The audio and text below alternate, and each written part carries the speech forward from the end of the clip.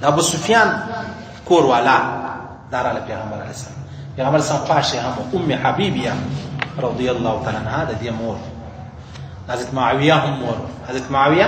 ام حبیبیه د پیغمبر سم کور والا د سره ورور خور ټیک حضرت معاویه چې د پیغمبر سم اخ شي کور والا د خور د حضرت معاویه ابو سفیان د نبی علیه السلام خسر ایمان لا نور او اسلام لا نور او پیغمبر سم د لور چې خوشته ام حبیبیه رضی الله عنها یورز ابو سفیان ایمان نور اوړي نو رالی د لور کړه چې رالی بیا ام حبیبیه چې دغه وتلې ونه کور کار شی به خامخاو د چې راغلی د پیغمبر سم مبارک چې کوم نیالیا واره د لکه زموږ په کور کې مشر نیالیا واره نو دی راغلی دی د پیغمبر سم پر نیالیا وار ناس دی هی لور چې رالی چې ورته وکړه دی خو کافر ابو سفیان لا ایمان نور اوړي چې به کتل زما پلار پر نیالي د پیغمبر لا ته ډیر چې خیر مال ته ډیر ته نجس یې ته مردار یې ته پلید یې ته څنګه د پیغمبر سم پر نیالي ناست یې نیالي جن ټوله که بیا ور وسکښېنه چای غواړې اوبه غواړې شربت غواړې چې اوس به زه ستا خدمت وکړم دا اجازه نه درکوم ته ایمان نه لرې ته اسلام نه لرې ته مسلمان نه یې ته کافر یې ته مشرک یې د پیغمبر سم مبارک په نیالي څنګه کښېنستې که څوم زما پلار یې یعنی معنا دا ده چې نبی به تر پلار وسړي ته نږدې نبی به تر پلار او تر مور وسړي ته نږدې نو بیا یې ولاړ کړي بیا وروسته ابو سفیان ایمان راوړي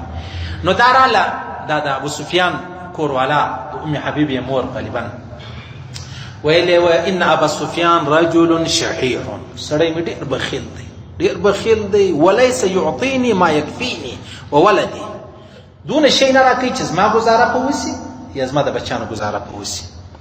الا ما اخذت منه وهو لا يعلمها زه د جیب څخه کله کله پټ څرپي و باسم څه شی یا په بټوا کې یا په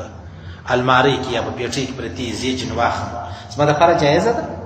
پیغمبر صلی الله علیه وسلم خوذي ما يكفيك وولدك دون اخ چې تا گزاره پکې زیات نه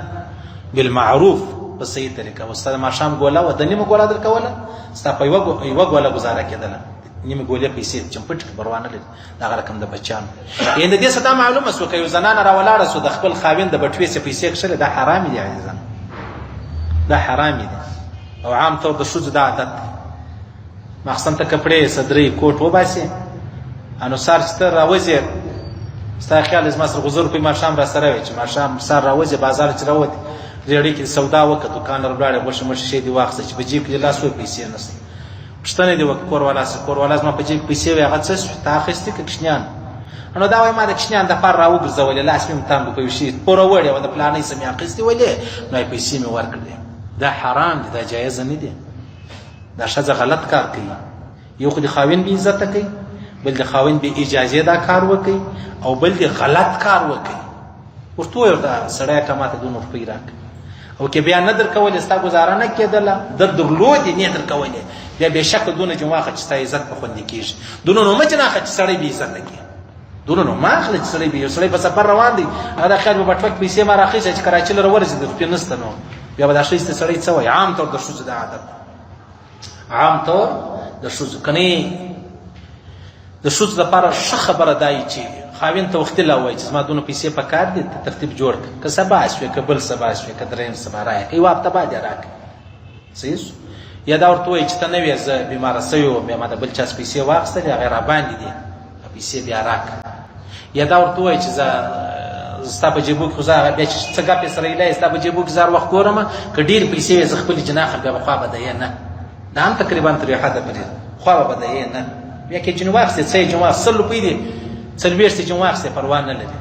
صحیح لیکن په داسې انداز بیا نه اخلي ځکه د الله رسول ورته وفرمایل چې خذي ما يكفيك وولدك دونه چې نه اخله ستا گزاره په وس ستا د بچانو گزاره په وس بالمعروف په ښه انداز په ښه ترتیب په ښه انداز دا معنی اسراف مه کوه ډېرې مه اخله ته نو دا مه کوه چې تا نو 2 روپۍ واخلې چې سړی له بېعزتۍ ته وایستې او دا هم مه کوه چې ته راولاړې سې خاوند د جیبه چې د 10 روپۍ پکښې هغه دې واخلې مسکین غریب راغلی و هغه ته دې ورکړې دا هم مه کوه دا جایزه نه ده ها بیا که دومره ستا د عزت خبره وله بیا یې وکړه بیا پروا نه لري